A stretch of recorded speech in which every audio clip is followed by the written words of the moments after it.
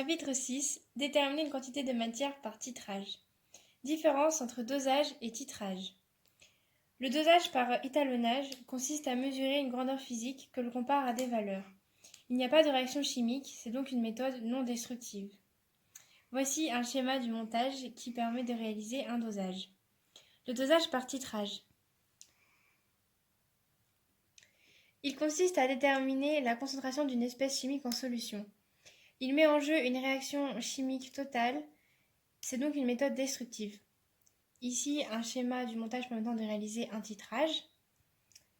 Lors d'un titrage direct, on fait réagir un volume connu, prélevé à la pipette jaugée, de solution à titrer que l'on introduit dans un bécher ou un Erlenmeyer, avec une autre solution contenant l'espèce B, appelée solution titrante, introduit en quantité et en concentration connue dans la burette graduée. Le système d'agitation magnétique ainsi que le barreau aimanté permettent d'homogénéiser la solution. La mesure du volume équivalent VE, le volume de solution titrante versée, permet, à partir de l'équation de la réaction du titrage, de déterminer la quantité Na de réactif titré. Le réactif titrant est utilisé pour réagir avec une solution, contenant le réactif à titrer, de concentration inconnue. Son volume et sa concentration sont connus.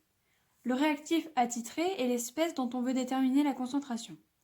Les conditions d'un titrage. La réaction va être unique, une seule réaction dans le bécher, totale, rapide, quelques secondes ou minutes, et la méthode est destructive. Le titrage colorimétrique est le titrage au cours duquel on observe un changement de couleur dans l'Erlenmeyer pour repérer l'équivalence.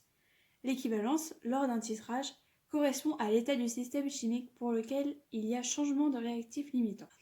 Le réactif titré et le réactif titrant ont alors été introduits dans les proportions stoichiométriques de la réaction support du titrage. Le volume de solution titrante ajouté à l'équivalence s'appelle le volume à l'équivalence. L'évolution du système chimique lors d'un titrage colorimétrique. On s'intéresse au titrage du réactif A par le réactif titrant B. Lors de la réaction support du titrage, on fait réagir le réactif A avec le réactif B. Le schéma représente l'évolution des quantités des réactifs et des produits dans l'Erlenmeyer en fonction du volume de solution titrante introduite. Avant le changement de couleur, le réactif B réagit avec le réactif A. Par conséquent, la quantité de matière du réactif B est nulle, la quantité de matière du réactif A diminue et la quantité de produit augmente. Après le changement de couleur, il n'y a plus de réactif A, donc plus de transformation chimique. Par conséquent, la quantité de matière de A est nulle et la quantité de matière de B augmente si on continue d'ajouter de la solution titrante. Au changement de couleur, les deux réactifs sont limitants. La relation à l'équivalence. On réalise le dosage de A par B, où A est l'espèce titrée et B est l'espèce titrante. Le volume de A est noté VA et les concentrations de A et B sont notées CA et CB. À l'équivalence, l'état du système est décrit par le tableau d'avancement suivant. On peut donc écrire les relations suivantes. La relation qui nous intéresse est la suivante.